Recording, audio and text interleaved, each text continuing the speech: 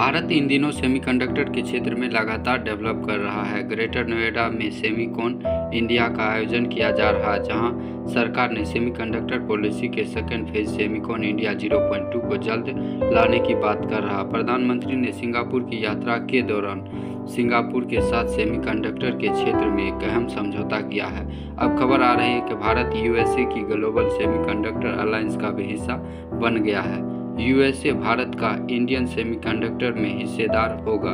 USA में एक chip act 2022 काम करता है, जिसके तहत international technology security and innovation ITSI fund का गठन किया गया है और इसके जरिए अमेरिका ग्लोबल सेमीकंडक्टर इकोसिस्टम को डाइवर्सिफाई करने का काम करता है। इसका मतलब है कि वो वर्तमान में पूरी दुनिया को सेमीकंडक्टर के सप्लाई में एक दो देशों की भूमिका ही है।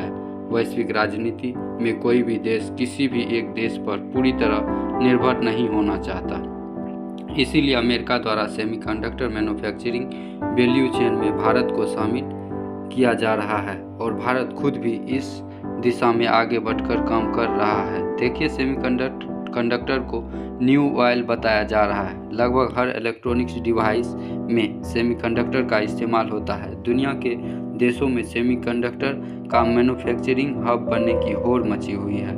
इसके अलावा पश्चिम के देशों, जिसका मुखिया अमेरिका बना हुआ है, और चीन के बीच सेमीकंडक्टर को लेकर एक वार है, जिसे अंतर्राष्ट्रीय विशेषज्ञ चिप वार का नाम देते हैं। चीन सेमीकंडक्टर के लिए जरूरी जर्मेनियम और गैलियम के उत्पादन में बड़ी हिस्सेदारी रखता है। दुनिया का 60% जर्मेनियम और 80% गैलियम चीन में उत्पादित होता है। वहीं सेमीकंडक्टर की मैन्युफैक्चरिंग में ताइवान की बड़ी भूमिका है और ताइवान एक डिस्प्यूटेड टेरिटरी है।